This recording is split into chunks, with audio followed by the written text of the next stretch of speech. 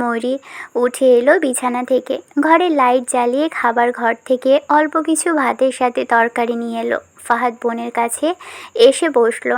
খাবার দেখেই বাচ্চাটার মুখ উজ্জ্বল হয়ে এসেছে। ঠোঁট কামড়েও যেন ময়ূরী কান্না আটকে রাখতে পারল না। ভাত মাখিয়ে ভাইয়ের সামনে ধরতেই ফাহাদ খাবার মুখে নিয়ে মুচকি হেসে বলে, খুব মজা। ফাহাদের খেতে বেশ সময় লাগলো। ফিরে এসে ফাহাদকে আর ঘুম পাড়াতে পারল না। সে গল্প শুনবে। ময়ূরী পাতলা কাঁথাটা ফাহাদের গায়ে ভালো করে জড়িয়ে ধরে ধরা গলায় বলল, অনেক রাত হয়েছে, এখন ঘুমো। আপা, তুমি কাঁদো? না, আমি দেখছি। কাঁদি না। বাচ্চাটা বেড়াল ছানার মতো বোনের শরীর ঘেঁষে চোখ বন্ধ করলো। ঘুমাবে বোধহয়। ময়ূরী খোলা জানালার দিকে তাকিয়ে রইল অনেকক্ষণ ধরে। সে জানে আব্বা এখন নিশ্চয়ই মায়ের কবরের পাশে বসে ফিসফিস করে কথা বলছে। সে পাশ ফিরে শুতেই তাহসিন ঝাপটে ধরল তাকে। সব কিছুই কেমন বিষণ্ণময় লাগছে, কোথাও একটুখানি সুখ নেই। রাত পেরিয়ে সকাল হলো। আলোয় চিকচিক করছে চারপাশ। শবনমের মা বাড়ির দরজায় কড়া নাড়লেন। ওয়াহিদ দৌড়ে গিয়ে দরজা খুলে দিতেই চাচি ভিতরে এসে ভূত দেখার মতো চমকে উঠলেন।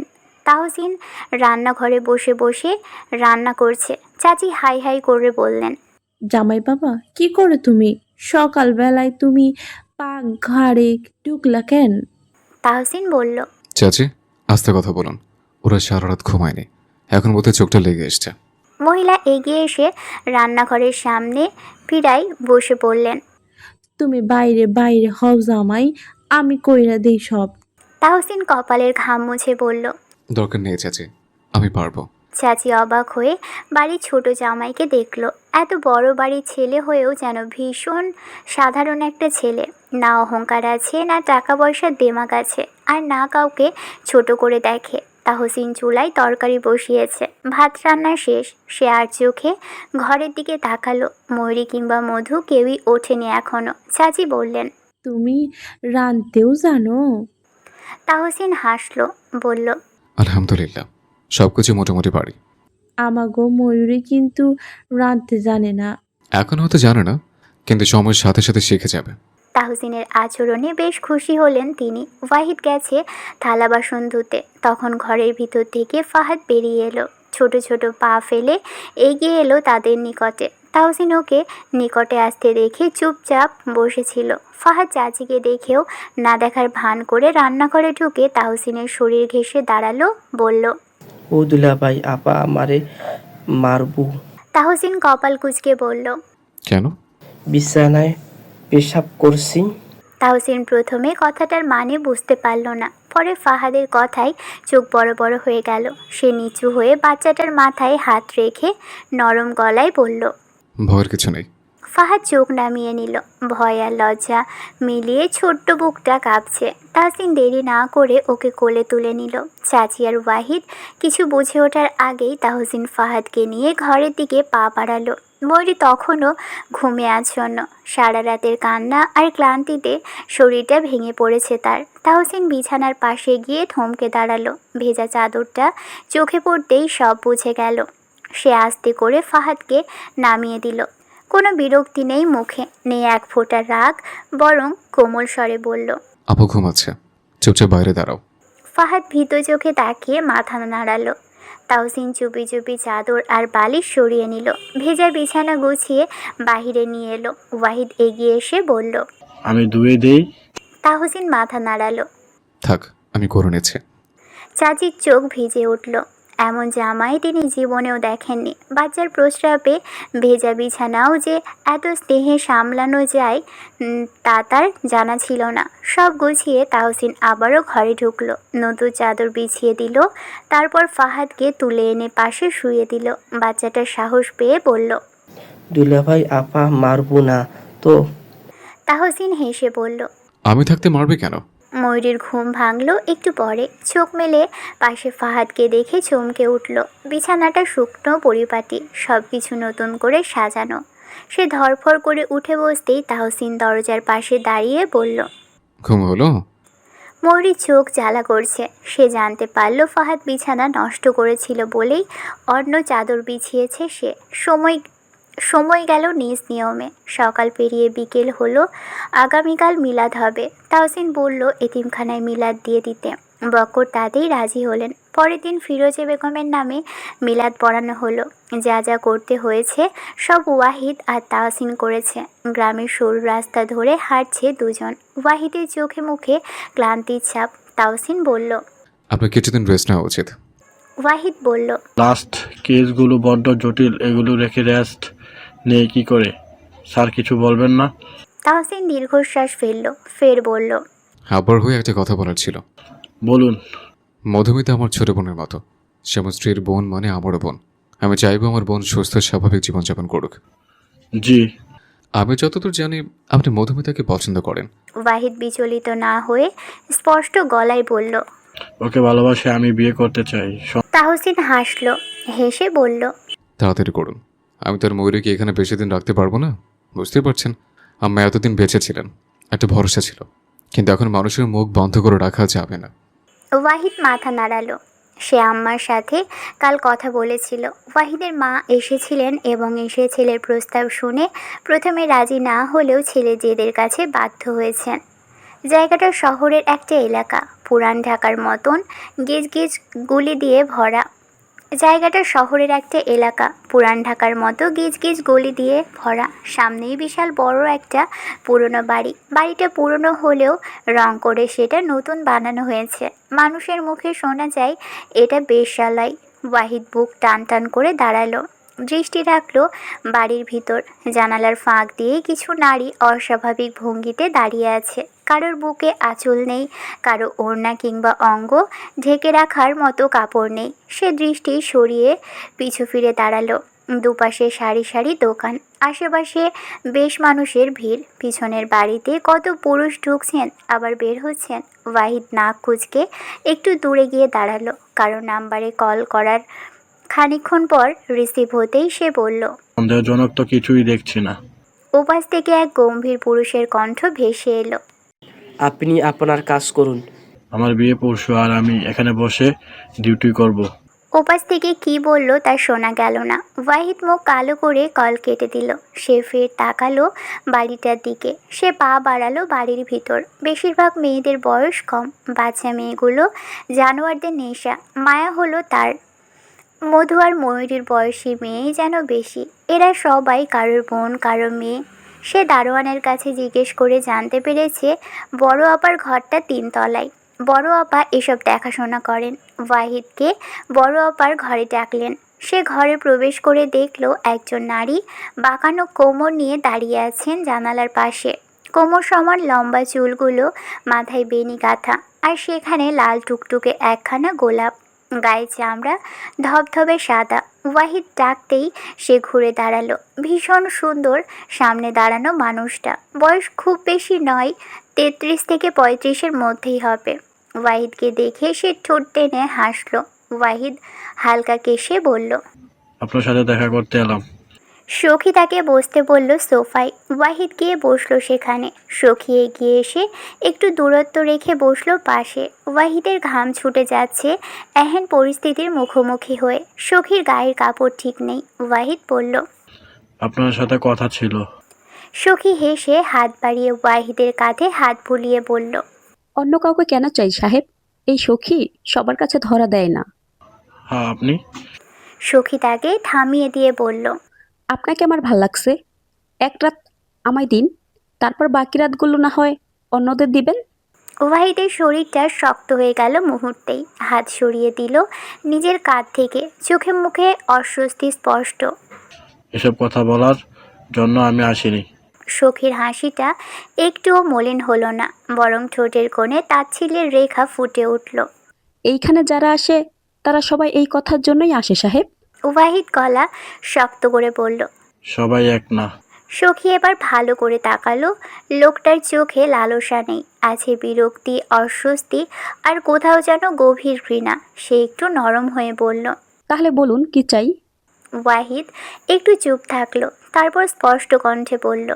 একটা মেয়ে খুঁজছি, নাম রুনা, গ্রামের মেয়ে। এই কয়েকদিন আগে আনা হয়েছে। সখীর মুখের অভিব্যক্তি বদলে গেল, হাসি মিলিয়ে গিয়ে ঠোঁট শক্ত হলো। এইখানে অনেক মেয়ে আসে যায়, নাম ধরে চেনা মুশকিল। চেনেন আপনি? ওয়াহিদের কণ্ঠে দৃঢ়তা। কারণ নতুন মেয়েদের দায়িত্ব আপনার হাতেই থাকে। সখী চোখ সরিয়ে জানালার বাহিরে তাকালো। কিছুক্ষণ নীরবতা, তারপর ধীরে বলল, ধরুন চিনি, তাতে কি? ওকে এখান থেকে বের করে নিতে চাই। সখী এবার হেসে উঠল, কিন্তু সেই হাসিতে আনন্দ নেই। এইখান থেকে কেউ এমনি বের হয় না সাহেব, দাম আছে, চুক্তি আছে। আমি আইন দিয়ে কথা বলতে পারি। আইন? এইখানে আইন আসে শুধু মাস শেষে। ওয়াহিদ চুপ করে গেল। কথাটা সে জানে, তবুও পকেট থেকে পরিচয়পত্র বের করলো। সব আইন কেনা যায় না। সখী কাগজটার দিকে তাকালো, চোখের দৃষ্টি বদলে গেল। এবার আর ঠাট্টা নেই। আপনি পুলিশ? হ্যাঁ। সখী দীর্ঘশ্বাস ফেলল, হাঁটতে হাঁটতে এসে চেয়ারে বসলো। এইখানে আসা মেয়েদের বেশিরভাগই জোর করে আনা। কেউ পালাতে চায়, কেউ মেনে নেয়। রুনা, সে পালাতে চেয়েছিল। কোথায় সে? 3 তলায়, ঘর থেকে বের হয় না, খাবারও ঠিকমতো খায় না। আমি ওকে নিয়ে যাব। সখী তাকিয়ে রইল কিছুক্ষণ, তারপর বলল, টাকা লাগবে বড় আঙ্কেল? যত লাগে দেব। সখী মৃদু হেসে বলল, এখন অব্দি কোনো পুরুষ ছুঁয়ে দেখেনি তাকে। দাম কিন্তু বড্ড বেশি। আপনার কি ভয় হচ্ছে না? ইস, ভয় লাগবে কেন? আমি কিন্তু আপনাকে অ্যারেস্ট করতে পারি। সখী খিলখিল করে হেসে উঠল।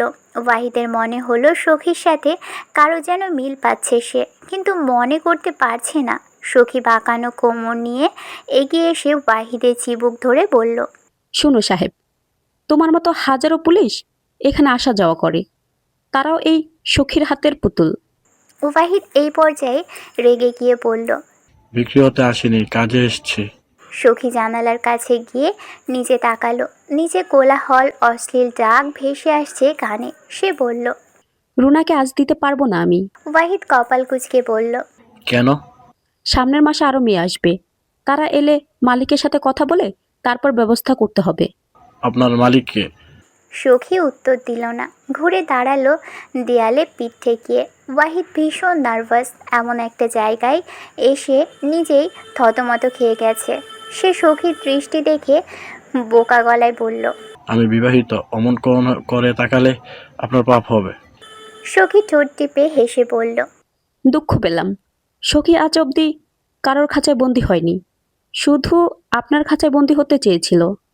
তাহসিন দাঁড়িয়ে আছে ফরাজি বাড়ির সামনে। খানিকক্ষণ আগেই সওদাগর বাড়ি থেকে মানুষ এসেছিলেন, জানতে চাইলেন তারা কবে ফিরবে বাড়ি। তাহসিন স্পষ্ট কিছু বলেনি, তবে বেশি দিন সে এখানে থাকবে না। ফিরোজা বেগমের মৃত্যুর আজ 4 দিন। কাল মধুর বিয়ে ওয়াহিদের সাথে। মধুকে বিয়ে নিয়ে কিছু জিজ্ঞেস করলে আপত্তি করেনি। বাবা যেখানে রাজি সেখানে তার কথা বলার কিছুই নেই। তাহসিন বাড়ির ভিতর ঢুকতেই ওয়াহিদ পুকুর পাড় থেকে বলল, এই যে দুলাভাই ওই দিন আসেন। তাহসিন কপাল কুঁচকে নিয়ে সিঁড়িতে বসলো। ওয়াহিদ বলল, কাল এত ভয় পেয়েছিলাম জানেন? তাহসিন বলল, কিসের ভয়? আরে ওই যে ঢাকা গোলাম না, সখী মেয়েটা এত ডেঞ্জারাস, আমার মতো ভোলাবালা ছেলেকে পেয়ে দুষ্টু দুষ্টু কথা বলছিল। কি বলছিল? ওয়াহিদ শুষ্ক ঠোঁট পিছিয়ে একবার ঘরের দিকে তাকিয়ে ফিসফিস করে বলল, আরে ওই যে বুঝতে পারছেন না? আপনার তো লজ্জা হওয়া উচিত। আমার শালের হবু জামাইকে অন্য এক নারী ছুঁয়েছে। ওয়াহিদ হতভম্ব হয়ে বলল, পাগল, আমাকে ছুবে কেন? আমি তো তার ধারে কাছে যাইনি। কি করে বিশ্বাস করে? বিশ্বাস না করায় কি আছে? প্রমাণ আছে? আপনি যে কিছু করেন না? ওয়াহিদ মুখ কালো করে বলল, আমি ভালো ছেলে, বউকে ছাড়া কারো দিকে নজর দেই না। তাহলে তো আপনার নজর খারাপ। আশ্চর্য, নজর খারাপ হবে কেন? তাহসিন লম্বা শ্বাস টেনে বলল। কারণ আপনি এখনো অবিবাহিত। আমার শালে এখনো আপনার বউ হয়নি। ওয়াহিদ বিরক্ত হয়ে দাঁত চেপে বসে রইল।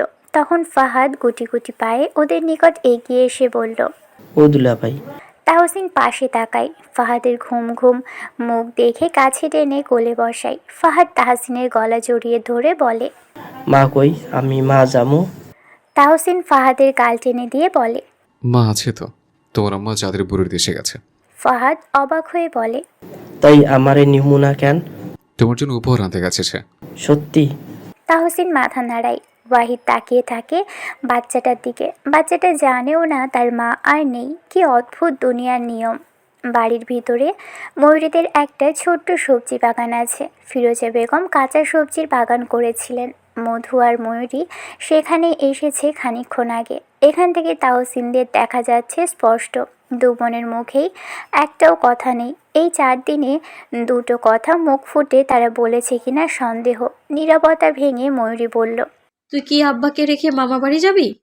ওনার তো কাজ শেষ হয়নি, সে অবধি হয়তো এখানেই থাকতে হবে। তাহলে আব্বার কি হবে? আব্বা এখানে একা কি করে থাকবে? মধু উত্তর দিতে পারল না, চুপটি করে বসে রইল। কয়েকদিনেই দু বোনের বেহাল অবস্থা হয়েছে। কেনই বা হবে না? নিজেদের যত্ন নেওয়ার সময়টুকুও তাদের আছে। মা থাকলে বোধহয় এসব কিছুই হতো না। চারপাশে অন্ধকার ঘনিয়ে এসেছে। মেম্বার বাড়ির উঠোনে চলছে বাড়ির মানুষদের সাথে আলাপ আলোচনা। হঠাৎ বাড়ির দরজায় কড়া শব্দ হলো। রাজুর আম্মা গিয়ে দরজা খুলে দিতেই কপাল কুঁচকে এলো মেম্বারের। বাড়ির সামনেই দাঁড়িয়ে আছে ওয়াহিদ, তাহসিন এবং আরও একজন অফিসার। মেম্বার উঠে দাঁড়ালেন। তাহসিনরা প্রবেশ করলো ভিতরে। রাজু দাঁত চেপে চেয়ারে বসে আছে। কি ব্যাপার তাহসিন, পুলিশ নিয়ে হঠাৎ আমার বাড়িতে? তাহসিন মৃদু হেসে এগিয়ে এলো, বসলো ওয়াহিদ আর সেই অফিসারকে নিয়ে। বলল, অফিসারের কাজ ছিল আপনার সাথে। কি কাজ? আপনার নামে বেশ কিছু রিপোর্ট আছে। মেম্বার মুখ গম্ভীর করে বললেন, যেমন? গ্রামের উন্নয়নের জন্য এখন অবধি প্রায় কয়েক কোটি খানিক টাকা এসছে সরকার থেকে। গ্রামে উন্নয়ন তো হয়নি, উল্টো গরিব মানুষদের জায়গা জমি দখল করার অভিযোগ আছে আপনার উপর। মেম্বার মেকি হাসলেন, বললেন, উন্নয়নের কাজ দেখার দায়িত্ব আমার, করা নয়। ওয়াহিদ একটু ঝুঁকে এসে ফিস ফিস করে বলল, কিন্তু টাকা তো আপনার পকেটেও এসে মেম্বার সাহেব। আপনি আমার সীমা ছাড়ছেন অফিসার। চিৎকার করে উঠলেন মেম্বার। তাহসিন ডান হাতে দুটো আঙুল দিয়ে কপাল চুলকালো। ওয়াহিদ শান্ত গলায় বলল, 19টা পরিবারের সকল জায়গা জমি নিজের নামে করেছেন, ভুল বললাম? মেম্বার রেগে গিয়ে ওয়াহিদের শার্টের কলার ধরে বিশ্রী ভাষায় গালাগালি শুরু করলেন। ওয়াহিদ সাথে সাথে কাছে রাখা বন্দুক মেম্বারের কপালে ঠেকিয়ে বলল, বেশি বাড়াবাড়ি করবেন না, আমার কাছে অনুমতি আছে একদম ওপরে পাঠিয়ে দেওয়ার। মেম্বার শুকনো ঢোক গিলে ছেড়ে দিলেন ওয়াহিদকে। রাজুর আগে থেকেই রাগ ওয়াহিদের উপর, এখন যেন দ্বিগুণ হলো সেটা। সে কিছুটা রুষ্ট গলায় বলল, আপনার কাছে কি প্রমাণ আছে? অন্য অফিসার হাতে রাখা ফাইল এগিয়ে দিল। রাজু সেটা হাতে নিতেই কিছুটা ঘাবড়ে গেল। তৎক্ষণাৎ ওয়াহিদ মেম্বারকে নিয়ে থানার উদ্দেশ্যে বের হয় বাড়ি থেকে। তাহসিন রাজুর ঘাড়ে হাত রেখে নিচু গলায় বলল, সাবধানে থেকো রাজু, এমন দিন আবার তোমার না আসে। মেম্বারকে থানায় এনে কাজ হলো না। ওয়াহিদ আশ্চর্য হচ্ছে সিনিয়র অফিসারদের কাছ থেকে। খানিকক্ষণ আগেই মেম্বার থানা থেকে বের হয়েছেন। বেরিয়ে যাওয়ার আগে অবশ্য হুমকিও দিয়েছেন তাকে। থানায় বারে বারে নওয়ান তাহির নামটা উচ্চারিত হচ্ছিল। মেম্বার ঠিক বুঝে উঠতে পারছে না এই নওমান নামের নতুন অফিসারটা ঠিক কে হতে পারে। এর আগেও তিনি এই নাম শুনেছেন। তখন প্রায় মধ্যরাতের কাছাকাছি সময়। বড় বাজারের রিকশার গোডাউনের সামনাসামনি বসে আছে মেম্বার এবং এক মধ্যবয়স্ক লোক। পাশেই দাঁড়িয়ে আছে রাজু। অপর পাশের লোকটা ঠোঁটে জ্বলন্ত সিগারেট রেখে বললেন, আমার স্বর্ণের পাচার প্রায় বন্ধের পথে মেম্বার। তুমি থাকতে এসব হচ্ছে কি করে? মেম্বার বললেন, গ্রামে নতুন নতুন অফিসার এসেছে শুনছি, তাদের মধ্যে নাওমান তাহির নামের অফিসারটা কারণে এই সব হচ্ছে। লোকটা ভ্রু কুঁচকে বললেন, নাওমান তাহির কে সে? তার জন্য আমার লস হয়ে যাচ্ছে। নওমান তাহির নামটা শুনে লোকটা কিছুক্ষণ চুপ করে রইল। সিগারেটের ধোঁয়া ধীরে ধীরে বাতাসে মিশে গেল। রাজু লক্ষ্য করল লোকটার চোখে একরাশ বিরক্তি জমে উঠেছে। খোঁজ নিয়েছিস? লোকটা জিজ্ঞেস করলো। মেম্বার মাথা নাড়লেন। পুরোপুরি না, শুধু জানি সদস্য পেল্টিং চাপ টাইপের কিছু হতে সুক্ত। লোকটা ঠোঁটের কোণে হাসি টেনে বলল, এই চুপচাপ লোকগুলোকে বেশি ভয় লাগে, বেশি কথা বলে না, কাজটা ঠিক করে করে ফেলে। রাজু আর চুপ থাকতে পারল না। সে এগিয়ে এসে বলল, চাচা, আপনি চিন্তা করবেন না, এসআইকে আমি দেখে নিচ্ছি। খোঁজ নাও, সে কে? নতুন অফিসার এসেছে অথচ আমি চিনি না? আগামীকাল থেকে ময়ূরীর টেস্ট পরীক্ষা। বোরহান সওদাগর স্কুলে গিয়ে কথা বলে এসেছেন, ক্ষমতা দেখিয়ে ময়ূরীর পরীক্ষা বাতিল করেছেন। সে টেস্ট ব্যতীতই এসএসসি পরীক্ষায় অংশগ্রহণ করতে পারবে। সব কিছুই চলছিল নিজ নিয়মে। ময়ূরী বিছানা করছিল ঘুমানোর জন্য। মধুর বিয়েটা হয়ে গেলেই হয়তো আবার তাকে ফিরতে হবে শ্বশুর বাড়ি। তাহসিন বলেছে সে ফিরে যাবে ঢাকা কিছুদিন পরেই। পুতুলকে এবার ময়ূরীর সাথেই রেখে যাবে। তার এসএসসি শেষ হলে তাদের ঢাকা নিয়ে যাবে সাথে করে। দরজায় শব্দ হলো হঠাৎ। ময়ূরী পিছু ফিরে দেখল তাহসিন দাঁড়িয়ে আছে সেখানে। বাইরে কেন দাঁড়িয়ে আছেন? তাহসিন দরজা চাপিয়ে ভিতরে এলো, বসলো বিছানায়। ময়ূরী বলল, আপনার কাজ হয়েছে? কিছু এখনো বাকি আছে। তারপরে বুঝি চলে যাবেন? যেতে তো হবে, আমার কাজ আছে না।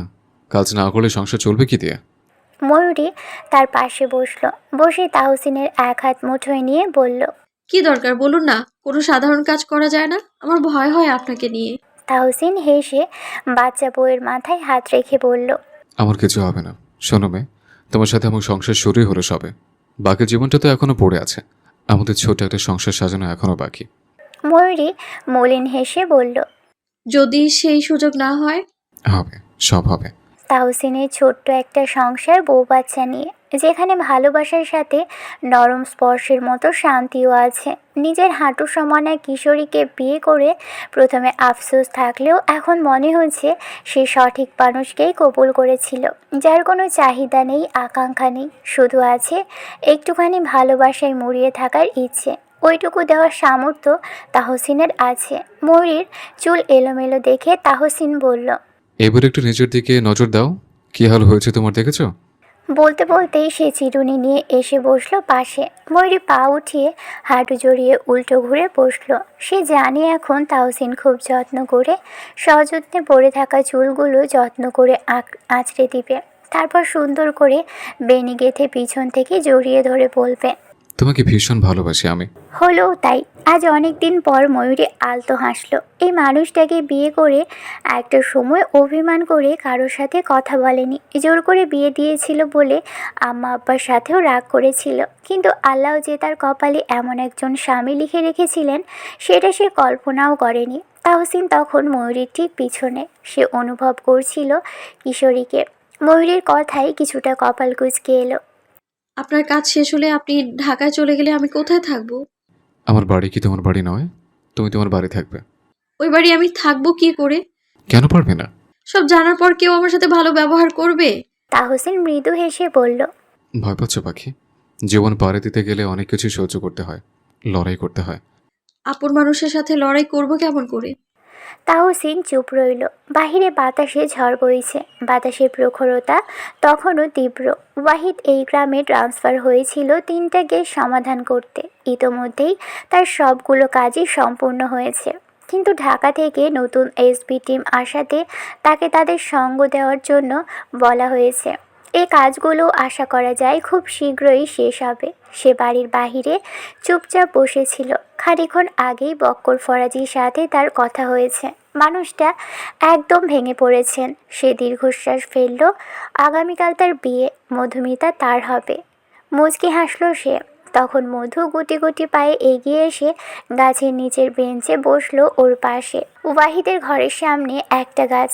ওয়াহিদ এত রাতে মধুকে জাগ্রত দেখে বলল, দেখে আসছি যে কাল না তুই বউ সাজবি, না ঘুমালে সুন্দর লাগবে।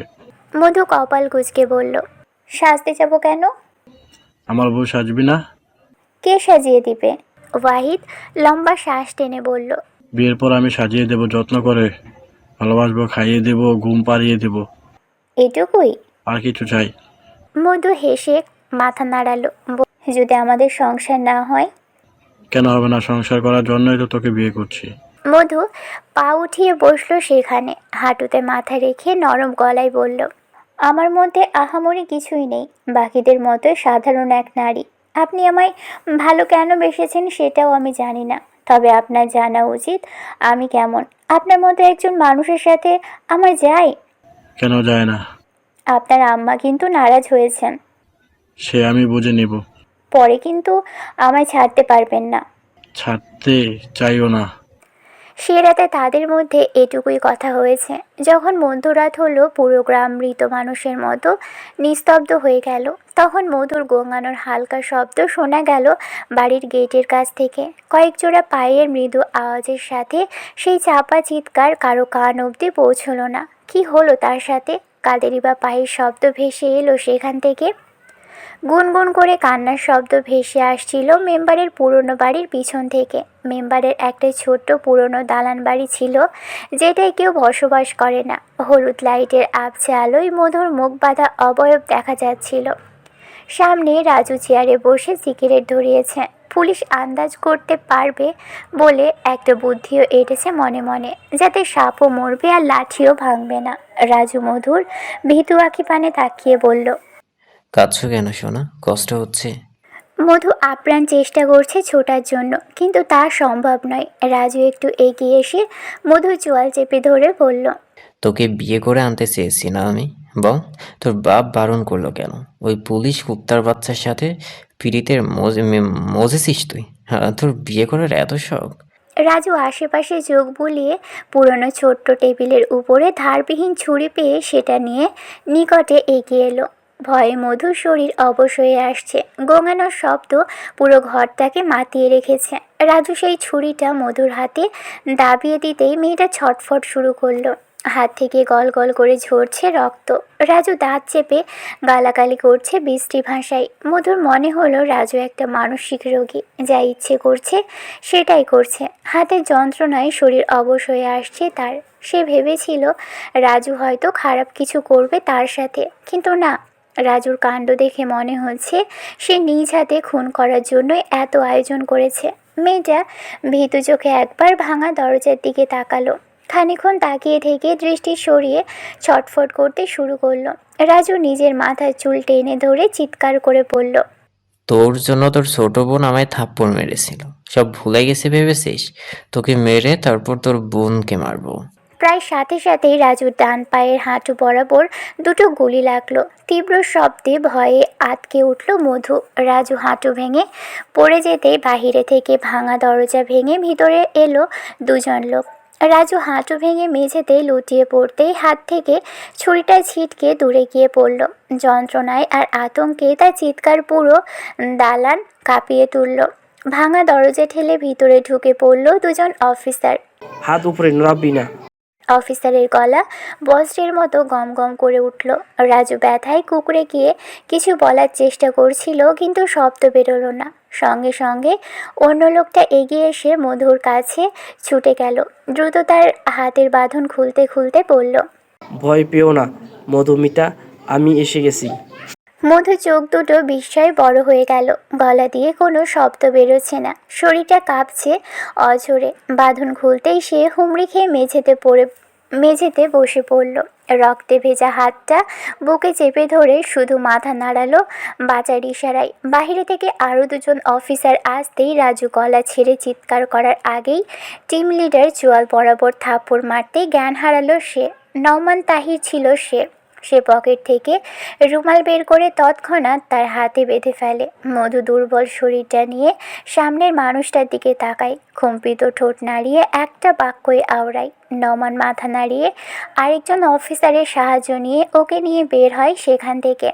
ফরাজি বাড়ি সাত সকালে এহেন ধরনের সংবাদ সবার কানে পৌঁছতেই হতবাক সকলেই। মধুর বাথরুমে যাওয়ার সময় এই ঘটনা ঘটেছে। ওয়াহিদের ঘুম ভাঙতেই সে প্রায় পাগল হয়ে হসপিটালে ছুটেছে সবাইকে নিয়ে। মধুকে বাড়ি নিয়ে আসা হলো বেশ বেলা হওয়ার পর। মধুর ঘরে তখন সবাই উপস্থিত। ইতোমধ্যেই জানতে পারল রাজুকে অ্যারেস্ট করা হয়েছে। মেম্বার সকাল সকালেই পাগল হয়েছেন ছেলেকে খুঁজে না পেয়ে। রাজুর সাহায্য যে দুজন করেছিল তাদের নিয়ে যাওয়া হয়েছে। সেখান থেকে কোনো ফোন কলও করা হয়নি। মধু বসেছিল বিছানায়। ওয়াহিদর অন্য হাত শক্ত করে ধরে রেখেছে। সে পাগল হয়েছে, এখনই সে মধুকে বিয়ে করবে। বক্কর আপত্তি করেননি, বরং খুশি হয়েছেন এতে। ময়ূরের মুখ থমথমে। কী যে হচ্ছে জীবনের সাথে কিছুই বুঝতে পারছে না।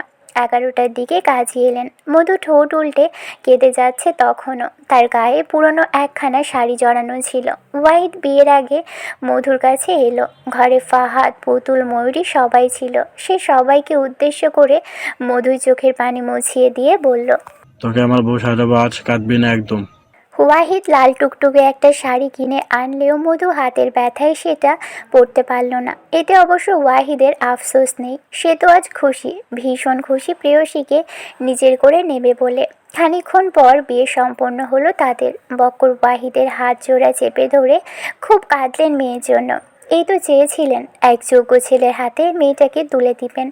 তাহসিন বাজারে গিয়ে মিষ্টি নিয়ে এলো। সওদাগর বাড়ির দারোয়ানের সাহায্যে সওদাগর বাড়িতেও মিষ্টি পাঠানো হলো।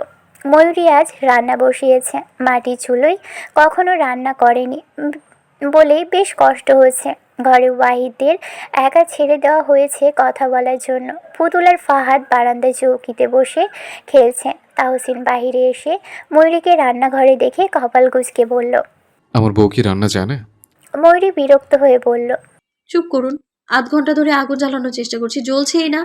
তাহসিন শার্টের হাতা গুটিয়ে ভিতরে প্রবেশ করে ময়ূরীর পাশে বসলো। চুলোয় আগুন জ্বালাতে জ্বালাতে বলল। আমি তাতে তোমার কষ্ট কিসের? ময়ূরী ঠোঁট চেপে তার কাণ্ড দেখল। ইতোমধ্যেই মাংস রান্না শুরু করেছে তাহসিন। ময়ূরী পাশে বসেই তাহসিনের শার্টের ঘ্রাণ শুকছিল মুচকি হেসে। তাহসিন হঠাৎ ভ্রু কুঁচকে পাশে তাকাই। বেগম কি আমার প্রেমে পড়েছ? বসন্তের বাতাস লেগেছে অঙ্গে? লজ্জায় মেয়েটার গাল লাল হলো। বাজে কথা বলবেন না, যে কাজ করছেন সেটাই করুন। তাহসিন মিটমিট করে হাসল। বকর নিজের ঘরের ভিতর থেকে জানালা দিয়ে ছোট মেয়ের সংসার দেখছেন। ছোট মেয়েটা আজ স্বামীর সংসার করছে, এক সন্তানের জননী হয়েছে।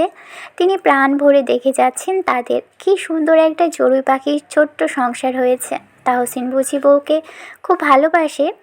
এমন একজন স্বামী পাওয়া ভাগ্যের ব্যাপার। এদিকে ওয়াহিদ মধুর সাথে একা আছে ঘরে। মেয়েটার ভয়ে জ্বর এসেছে শরীরে, খেতেই যাচ্ছে সে। আজ কতটা ভয় পেয়েছিল সে। রাজু খারাপ উদ্দেশ্য নিয়ে না নিয়ে গেলেও খুন তো করতেই চেয়েছিল। তখন অফিসাররা না গেলে এতক্ষণ সে পৃথিবীর মায়া ত্যাগ করত। ওয়াহিদের বুক ভার হয়ে আসছে মধুর এই অবস্থা দেখে। সে ফের চোখের পানি মুছিয়ে দিয়ে বলল, সংসার করবি না কেঁদে ফুটে এখনই সাগর বানিয়ে ফেললে বাকি জীবন কি করবি? মধু নাক টেনে বলল, আজ আমি মরে গেলে সংসার করতেন কার সাথে? তোর আত্মার সাথে। রাগ হচ্ছে আমার, কথা কম বলুন। ওয়াহিদ ঠোঁট পাকিয়ে পাশে রাখা একটা ছোট্ট নাম না জানা ফুলটা হাতে নিল। এটা পুতুল বাড়ির পিছন থেকে এনে তাকে দিয়েছিল। সেটা মধুর কানের কাছে গুজে দিতে দিতে বলল, আজ আমার আনন্দের দিন, তোকে আজ নিজে করে নিয়েছি। আমি এই সুখ কই রাখি বলতো? মধু তাকালো তার দিকে। দুজনের চোখে চোখ পড়েছে। এতদিনের অদ্ভুত চাহনিটা আজ হালাল হয়েছে স্বামী স্ত্রী নামক বন্ধন দিয়ে। ওয়াহিদ মুচকি হাসল। মধুর মাথার চুল ঠিক করে দিতে দিতে বলল, শোন, এবার আমার একটা সংসার চাই, যে সংসারে শুধু আমাদের ভালোবাসা থাকবে। মধু কিছুক্ষণ চুপ করে রইল।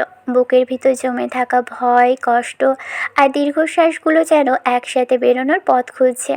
আমি জানি না সংসার কিভাবে করতে হয়।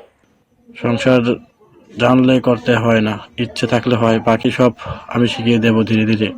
মধু চোখ আবারও ভিজে উঠল। আমি যদি মাঝপথে এসে থেমে যাই? তাহলে আমি থাকবো। ওয়াহিদ নির্ভার কণ্ঠে বলল, তোর ভয় আমার বুকে রাখবি, কাঁদতে চাইলে আমার বুকে মুখ লুকিয়ে কাঁদবি। সংসার মানে দুজনের মিল ও টানাটানি। মধু আর নিজেকে সামলাতে পারল না। ধীরে ধীরে এগিয়ে এসে ওয়াহিদের বুকে মুখ লুকোলো। কান্নাটা এবার শব্দহীন। ওয়াহিদ শক্ত করে জড়িয়ে ধরল তাকে, কোনো অধিকার দেখিয়ে নয়, আগলে রাখার তাগিদে। বাহিরে দুপুরের আকাশ গাঢ় হয়ে এসেছে। রান্নাঘর থেকে মাংসের সুগন্ধ ছড়িয়ে পড়েছে পুরো বাড়িতে। তাহসিন রান্না নামিয়ে হাত ধুতে ধুতে বলল, বউ, ডালটা নামিয়ে দাও, নইলে পড়ে যাবে। ময়ূরী তাড়াহুড়ো করে উঠে দাঁড়ালো। এবার সত্যিই একটু ভয় পাচ্ছি, সবাই খাবে, যদি ভালো না হয়। তাহসিন কাঁধ ঝাঁকিয়ে বলল, ভালো না হলে আমি দোষ নেব, বলবো আমি বানিয়েছি। ময়ূরী তাকিয়ে রইল তার দিকে। এই মানুষটা কি সহজে সব নিজের কাঁধে তুলে নিতে পারে? মনে মনে একটা দীর্ঘশ্বাস নামক শান্তির। দুপুরে সবাই একসাথে খেতে বসেছে। মধু খেতে পারছে না ঠিকঠাক, হাত ব্যথা, মনোভার। বকর আলতো করে বললেন, খামা, শক্ত হতে হবে তোকে। মধু মাথা নেড়ে একটু ভাত মুখে তুলল। ওয়াহিদ পাশে বসে খেয়াল রাখছে কোথাও ব্যথা লাগছে কিনা। তাদের বিয়ে হলো, সংসার শুরু হলো। ময়ূরীও শ্বশুরবাড়ি ফিরে যাওয়ার সময় ঘনিয়ে এলো। সে চাইলেও আর এখানে থাকতে পারবে না। মধুর বিয়ের 3 দিনের মাথায় সে বাড়ি ছাড়ল, গেল তার শ্বশুর বাড়ি। মনটা বড্ড ভার। সেদিন মায়ের মৃত্যু সংবাদ শুনে ছুটে গিয়েছিল সে, আর আজ শান্ত নদীর মতো পা রেখেছে এই বাড়িতেই। সঙ্গে আজ ছোট ভাই নেই। মধু যতদিন আছে ততদিন সে ওই বাড়িতেই থাকবে। সময়ের সাথে পাল্লা দিয়ে ময়ূরীর সংসার জীবন আবার শুরু হলো। ব্যস্ত হলো শ্বশুরবাড়ি নিয়ে। নূপুরের বিদায়ের পর তারা ফের এসেছিল এ বাড়ি, তবে ময়ূরী ছিল না সেখানে উপস্থিত। সে দুপুরে গোসল সেরে মাথায় কাপড় দিয়ে আঁচলে ঘরের চাবি বেঁধে ছাদে এসেছিল প্রাণ খুলে শ্বাস দেওয়ার জন্য। হাতিয়ে হাতিয়ে পুরো ছাদের গাছগুলো দেখছিল। পিছন থেকে আফিয়া এসে বলল, মনটা এত উদাস কেন? ময়ূরী পিছু ফিরে আফিয়াকে দেখে বলল, জীবন বড্ড অদ্ভুত। কি করব বলো? কি নিয়ে এত চিন্তা? আব্বা তো একা হয়ে গেল ভাবি। আমার ভাইটা মা হারালো, আপার বিয়েটাও হয়ে গেল। এখন ও শ্বশুরবাড়ি চলে গেলে কি হবে? আফিয়া জোরপূর্বক হেসে বলল, আমিও তো বৃদ্ধ বাবাকে রেখে শ্বশুরবাড়ি এসেছিলাম বহু বছর আগে। আজ আব্বাও নেই, চিন্তাও নেই। তোমার আব্বার কোনো খোঁজ তুমি পাওনি? নিজ ইচ্ছায় হারিয়ে গেলে কি আর তাকে খুঁজে পাওয়া যায়? দুঃখ পেও না। যাকে তোমার খবরখানা বলো শুনি। দোলনায় 2 যা একসাথে বসলো। আফিয়া বলল, আমার জীবন নিয়ে আর কিছু বলার নেই। তোমার খবর কি? কি করবে এরপর? ময়ূরী কণ্ঠে উদাসীনতা। সে বলল, পড়াশোনা এবার মন দিতে হবে। আম্মা আব্বার ইচ্ছেটা পূরণ করতে হবে। আর সংসার? ময়ূরী ঠোঁট টিপে হালকা হাসলো। তাদিকে আফিয়া ভ্রু কুঁচকে ফেলল। সংসার পুতুলের বাবার সাথে ভাগ করে নিয়েছি। অর্ধেক আমি করলে বাকি অর্ধেক তিনি করবেন। আফিয়া মৃদু হেসে ময়ূরীর দিকে তাকালো। আল্লাহ যাকে সহায় দেন তার বোঝা হালকা হয়ে যায়। ময়ূরী দোলনায় হাতলটা আলতো করে ধরে আকাশের দিকে তাকালো। বিকেলের রোদটা তখন নরম হয়ে এসেছে। জানি ভাবি, তবুও বুকের ভেতরটা খালি খালি লাগে। মা থাকলে সবকিছু সহজ মনে হতো। আফিয়া কিছুক্ষণ চুপ করে রইল, তারপর ধীরে বলল, মা থাকেন না মানেই তো সব শেষ না। মায়েরা তো মাটির নিচে গিয়েও সন্তানের দোয়ায় বেঁচে থাকেন। ময়ূরীর চোখে জল জমল, কিন্তু সে ফেলল না। আমি শক্ত হতে চাই ভাবি, খুব শক্ত। হবে। আফিয়া দৃঢ় স্বরে বলল, কারণ তুমি ভেঙে পড়লে শুধু তুমি না, তোমার সংসার, তোমার মানুষগুলো ভেঙে পড়বে। বাড়িটা আজ বেশ শান্ত। হিমি ঢাকায় চলে গেছে আদনানের সাথে।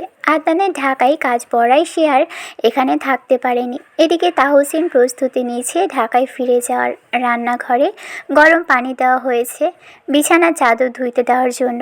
সেখানে পুতুল মায়ের আঁচল ধরে টই টই করছিল। ময়ূরী কোমরে আঁচল গুজে থালা বাসন ধুচ্ছিল। সেখানে চম্পা এলে পুতুল ভয়ে সিটিয়ে যায় ময়ূরীর শরীরের সাথে। ময়ূরী চোখ তুলে চম্পার দিকে তাকিয়ে ফের শান্ত হয়ে পুতুলকে বলে। পুতুল সময় নষ্ট না করে দৌড়ে যায় রান্নাঘর থেকে। ময়ূরী কাজ করতে করতে বলে, আপনার ব্যাপারে তো জানাই হলো না কিছু। ময়ূরীর কথায় চম্পা ভ্রু কুঁচকে তাকায়। ময়ূরী মুচকি হেসে একটু এগিয়ে এসে বলে, আপনি বয়সে আমার থেকে বেশ বড়, লজ্জা পাবে না যেন গল্প করতে। চম্পা আশ্চর্য হয়ে বলে, কি সমস্যা তোমার? কি বলো এসব? ও মা, আজ কতদিন হলো এই বাড়ির বউ হয়ে এসেছি, আপনার সাথে তো আমার বসে ভালো মন্দ দুটো কথাই হলো না এখন অবধি। আমার সাথে তোমার কি কথা? ময়ূরী আর একটু এগিয়ে এসে চম্পার ডান হাত হঠাৎ চেপে ধরে চুলার গরম পানিতে চুবিয়ে দিয়ে দাঁত চেপে বলল, এই একই প্রশ্ন আমারও। আপনার সমস্যা কি? পুতুলের পেছনে লেগেছেন কেন?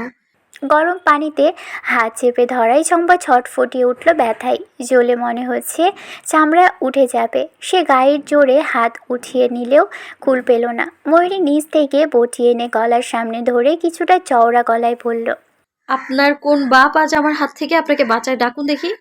হট্টগোলের শব্দ শুনে তৎক্ষণাৎ ড্রয়িং রুমে হাজির হয় বাড়ির প্রত্যেকে। তাহসিন দৌড়ে এসে ময়ূরীর হাত থেকে বটি নামিয়ে নিতে চাইলে ময়ূরী দিতে চায় না। রজনী বেগম ধমকে ওঠেন তাকে। তাহসিন পিছন থেকে জাপটে ধরে দূরে সরিয়ে নিয়ে বলে, হচ্ছে কি ময়ূরী? কি করছে এসব? চম্পা তখন চোখ ভর্তি পানি নিয়ে হাত উঁচিয়ে বলে, আপনার বউ আমার হাত পুড়াই দিছে। তাহসিন নীরব চোখে ময়ূরীকে দেখে শান্ত গলায় বলে, কি হয়েছে? উনি যা বলছেন এসব সত্য? রজনী বেগম তাহসিনের নরম গলা শুনে বলেন, তোমার বউরে মানুষ করো, এইটা কোনো কাম হইল? হাতে তো পুরা ফসকা বইরা গেল। ময়ূরী এবার বিরক্ত হয়ে বলল, সত্য জানলে শুধু হাত নয়, ওনাকে আগুনে জ্বালাতে ইচ্ছে করবে।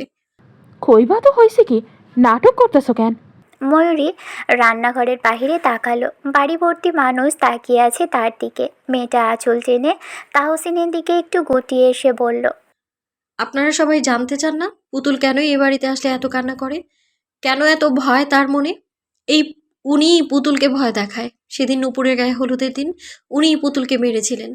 ময়ূরীর কথা শুনে সকলেই হতবাক। রজনী বেগম চোখ বড় বড় করে ফেলেছেন। রান্নাঘরের বাহিরে অরুণিমা বেগম কিছুটা উচ্চস্বরে বললেন। যা বলছো ভেবে বলছো তো? তৎক্ষণাৎ চম্পা গলা ছেড়ে বলে, আমি কি নতুন কাজ করি এই বাড়ি? আমি কেন পুতুলরে মারতে যাবো? ছোট বউ এমন মিথ্যা অপবাদ দিতেছে কেন? ময়ূরী চোখ পাকিয়ে বলল, আর একটা বাজে কথা বলে মুখ ভেঙে ফেলবে এবার। এক ষোড়শী বধূর এমন আচরণ যেন অবিশ্বাস্য। রজনী বেগম বললেন, কি প্রমাণ আছে তোমার কাছে? পুতুল নিজে আমায় বলেছে। তাছাড়া আমি নিজে চোখে দেখেছি উনি পুতুলের সাথে বাজে ব্যবহার করেন। এসবের জন্য পুতুল ওনার ধারে কাছেও আসতে চায় না। চম্পা চেয়েও যেন কথা বলতে পারছে না, হাতে যন্ত্রণায় ছটফট করে। তাহসিন চোখ তুলে এবার তাকালো চম্পার দিকে। বাহিরে দাঁড়িয়ে থাকা আফিয়াকে বলল, ভাবি, পুতুলকে একটু নিয়ে আসুন।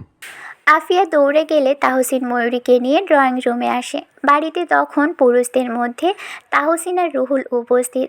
শান্তা এক কোণায় গুটিয়ে দাঁড়িয়ে আছে, ভয়ে তার শরীর কাঁপছে। আফিয়া খানিকক্ষণ পর পুতুলকে নিয়ে এলে তাহসিন তাকে কোলে নেয়। পুতুল ললিপপ খাচ্ছিল। সে ভীতু চোখে একবার চম্পার দিকে তাকিয়ে বাবার দিকে তাকালো। তাহসিন আদুরে গলায় বলল, আম্মা, আপনাকে একটা কথা জিজ্ঞেস করি, উত্তর দেবেন আপনি? পুতুল মাথা নাড়িয়ে বলে, আচ্ছা। তাহসিন চম্পাকে দেখিয়ে বলে, আপনাকে কি উনি বকেন? আপনাকে সে মারে? পুতুল নিভু হয়ে ময়ূরীর দিকে তাকায়। ভয়ে চোখে পানি চলে এসেছে। ময়ূরী বলল, তুমি না লক্ষ্মী? বাবা যা জিজ্ঞেস করছে বলে দাও না। আমায় না বলেছো তুমি? পুতুল বাবার গলায় জড়িয়ে ধরে মিনমিন করে বলে, খুব মারে, কত ব্যথা পাই আমি। একদিন আমাকে লাঠি দিয়ে মেরেছিল বাবা। তাহসিনের চোখ জ্বলে উঠল রাগে। রজনী বেগম সঙ্গে সঙ্গে চড় মেরে বসলেন চম্পার গালে। চম্পা কিছু বলার আগেই রজনী বেগম চিৎকার করে বললেন, তুই কাজের মাইয়া হই আমার পুতুলে মানুষ, তাই তো কই ওই বাড়ি আইতে সাইরা কেন? বলতে বলতে তিনি আরেকটা চড় মারলেন একই গালে। গলা চওড়া করে রমজান সওদাগরকে এখনই উপস্থিত হতে বললেন বাড়িতে। ময়ূরী এগিয়ে গিয়ে দাঁড়ালো সামনে। শক্ত গলায় বলল, আমি বলেছিলাম না যেদিন ধরবো সেদিন তার হাত ভেঙে ফেলবো। চম্পার গলার জোর তবুও কমল না। চওড়া কণ্ঠে বলল, আপনাকে বাড়ি সারা করবো আমি। কত সাহস এই মাইয়ার, আমার গায়ে হাত তোলে। রজনী বেগম হতবাক হয়ে বললেন, তোর সাহস কত বড়? তুই কোন সাহসে গলায় তুইরা কথা কস? আমি এই বাড়ির বউ, আপনার ছোট পোলার বিয়ে করা বউ আমি, বুঝেন না কথা? মুহূর্তেই পুরো ড্রয়িং রুম স্তব্ধ হয়ে এলো এই একটা বাক্যে। কনকের মা কথাখানা শুনেই বসে বললেন সোফায়। রজনী বেগম হাই হাই করতে করতে মুখে আঁচল চাপলেন। ময়ূরী বাকরুদ্ধ। রমজান সওদাগর আবার বিয়ে করেছেন অন্যত্রে, আবার একই বাড়িতে দুই বউ নিয়ে সংসার করছে। কেউ সেটা বুঝতেই পারেনি। ময়ূরীর হঠাৎ মনে হলো বিয়ের পর ঢাকা থেকে ফিরে আসার পর সে মধ্যরাতে নিচে নেমেছিল তাহসিনের জন্য খাবার আনতে গিয়ে। চম্পার ঘর থেকে আপত্তিকর কিছু কণ্ঠস্বর ভেসে এসেছিল কানে। মনের ভুল মনে করলেও আজ ঘৃণায় শরীর গুলিয়ে আসছে তার। শেষে এক কাজের মেয়েকে ছোট চাচা শ্বশুর বিয়ে করেছেন। নিস্তব্ধতা এমনভাবে নেমে এসেছে যে শ্বাসের শব্দও স্পষ্ট শোনা যাচ্ছে। চম্পার কথাটা যেন বজ্রঘাত হয়ে আছড়ে পড়েছে সবার মাথায়। তাহসিন ধীরে ধীরে পুতুলকে নামিয়ে দিয়ে কুসুমকে বলল পুতুলকে নিয়ে এখান থেকে চলে যেতে। কুসুম বাবার দ্বিতীয় বিয়ের সংবাদ শুনে যেতে চাইল না। তাহসিন ধমক দিয়ে বলল, বললাম না উপরে যেতে, কানে নিচে দিতে হবে এখন। কুসুম ভয়ে প্রস্থান করল। তাহসিন তাকালো চম্পার দিকে, দাঁত চেপে বলল, কি বলেন আপনি? আবার বলেন তো। চম্পা বলে, যা শুনছেন তাই। রমজান সওদাগর আমার স্বামী, বিয়া করছে 2 বছরের বেশি হয়েছে। এই বাড়িতে আমি এমনি এমনি থাকি? কনকের মা তখনও বসে আছেন, হাত পা কাঁপছে। রজনী বেগম যেন হঠাৎ বয়সের ভারে নুয়ে পড়লেন, চোখে পানি জমে উঠেছে। রমজান, রমজান, এমন কাজ করবই না। ঠিক সেই সময় দরজায় ভারী পায়ের শব্দ। রমজান সওদাগর ঢুকেই থমকে গেলেন। ঘরের পরিবেশ বুঝতে তার 1 সেকেন্ডও লাগলো না। চম্পার ফোলা হাত, সবার দৃষ্টি আর ময়ূরীর কাঠ হয়ে যাওয়ার মুখ। রজনী বেগম গলা কাঁপিয়ে বললেন, এই মাইয়া কি কয় রমজান? সত্যি কথা বল। রমজান সওদাগর প্রথমে চম্পার দিকে তাকালেন, তারপর চোখ নামিয়ে বললেন, আমা একটু ভুল হয়েছে। এই একটি বাক্যেই যেন সব ভেঙে চুরমার হয়ে গেল। কনকের মা মুখে আঁচল চেপে কেঁদে উঠলেন শব্দ করে। তিনি চাইলেই স্বামীর উপর ঝাঁপিয়ে এসে ঝগড়া করতে পারবেন না। তাহসিন কি বলবে বুঝে উঠতে পারল না। চাচা যে এমন একটা কাজ করবে সেটা তার ধারণার বাইরে ছিল। রজনী বেগম হঠাৎ ঠাস করে চড় মারলেন রমজান সওদাগরের গালে। তোরে মানুষ করছি এডি করার লাইগা? একজন তো 2 বউ বিয়া কইরা বংশ খাইছে, অন তুই শুরু করলি? জানোয়ার, এমন একটা কাজ করতে তোর বুক কাঁপে নাই? পোলা মাইয়ার কথা মনে আসিল না তোর? ময়ূরী পিছু হটল, চোখ তুলে তাকালো তাহসিনের দিকে। কেঁচো ঘুরতে গিয়ে সাপ বেরিয়ে এসেছে।